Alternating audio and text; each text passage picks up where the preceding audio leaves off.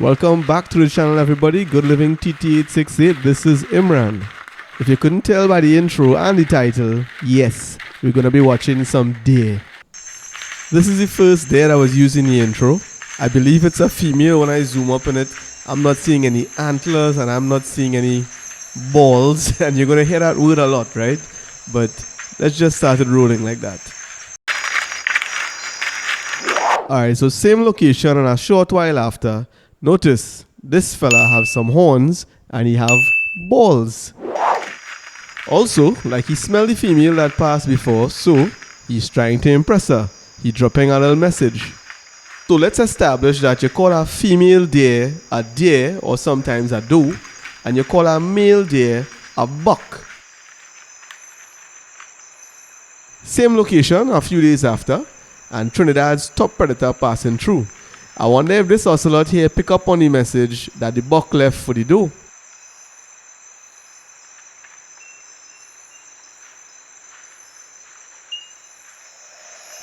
So a few more days pass, it's the same location, and here you can see where they get the expression like a deer in headlights. The deer obviously heard the camera go off and it figured something was wrong and it just froze. It's just one of the defense mechanisms that deer could use to survive. I changed up the location here, but I'm still interested in looking at what the deer doing. This one was just noisy. Look, where Brongy come out from? That don't know deer, that is somebody hound dog. It doesn't sound like he pick up the trail of the deer, or maybe even any other animal, but guess again. The next couple days pass and still no deer. But oh dear, what is this? This is a lap. Alright, so we're back on the trail of the deer, and the absence of any horns and any balls, it's a female. Well, damn, another ocelot, and it's following in the same direction of the deer. I could be silly here, but I don't think an ocelot, what's the size of the ocelot? I don't think an ocelot could actually ramp and wrangle with a full-grown deer. Right, so that's definitely not a deer. And for those of you who don't know what you're watching at, that's the large anteater or the tamadua or the matapal. Not often you just get them in pairs, and I wonder what they was going to do in the bush day, boy. Alright, so you're back on track. Deer, introduce yourself. Or maybe not. This is a really close capture. So close you could almost smell it. And from having a close capture, we go on to a shy one. This one's staying just on the edge of the screen. So you know how you call a female deer a deer or a doe, and a male deer a buck? What you just call a deer without eyes?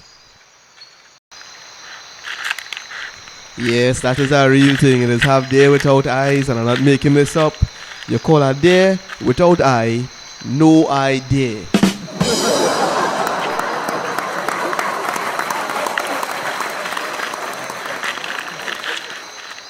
This capture was really cool. Just listen carefully and you would hear that the deer is sniffing, not breathing, sniffing.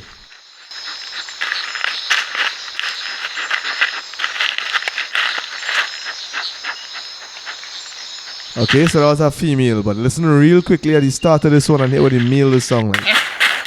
Yeah, I know that was too fast, so I'm going to do it one more time. Alright, so notice this.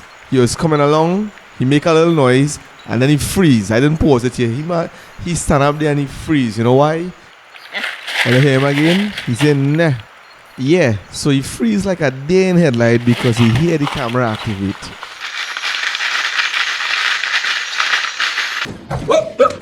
Just in case all is sleeping on itself and all didn't make it out. All the time we had the deer passing, male first, female after, female first, male after. Here we had them one right behind the other.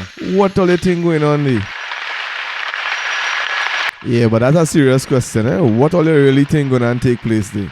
While I think about how to answer that, I should only have Guti taking a bath in the rain. Just to, lighten the situation a little bit. So remember before, when I asked what you call a deer without eyes, and then I tell you call that a no eye deer? Right, let me build on that for you.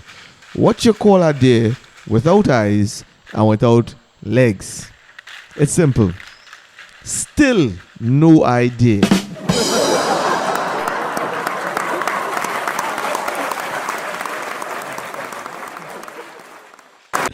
Alright. All kicks aside and back to the original serious question. Why all you think the male deer or the buck was following the female deer? Or the doe? Or the deer? Whichever way you want to say it. Why the male was following the female? Let me show you why. A few months after, I see a female run across the screen and then check what was chasing right behind her. That's right. They came together and they made a baby deer. And our baby deer is called a fawn. I captured them a few days later at the same location in pouring rain, and this time they was moving slower. Check them out. Cuter.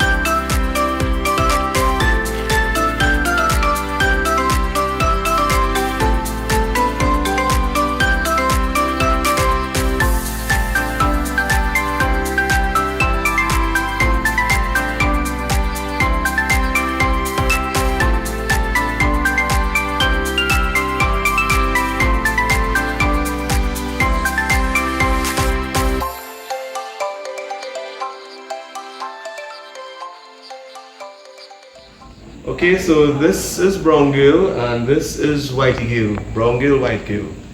We believe this one is about over 3, maybe 4 years old, and we believe Whitey is just out of puppy stage, right? She still have lots of puppy traits. So the plan was these two were in a bad state when I got them around my birthday from Palaseco, and I made a promise that I'd try to get them a better life.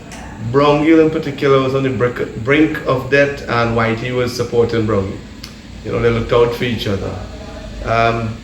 Everything was coming along. We were rehabbing brown gill very good up until 3 weeks ago, when our boy Lucifer, who has idiopathic epilepsy, which means catching fits, you know, I think she built up the strength and she wants to exert dominance.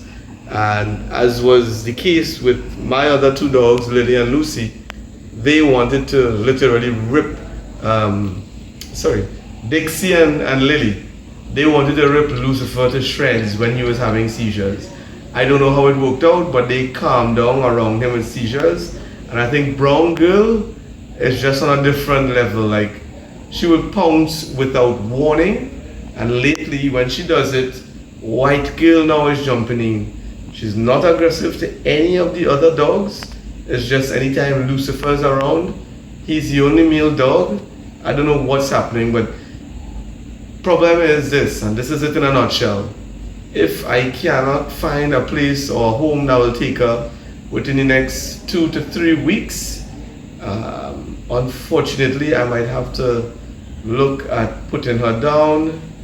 It's not an easy decision at all. I feel broken by that, but I have to try to still keep the peace, you know, within my pack of dogs and within my household, and my wife, my family, my relationships is just driving everything apart. All right. Brown gill she's not like a playful type of dog. She will come to you for love ups when she's ready. She loves mangoes and any other fruit that hit the floor.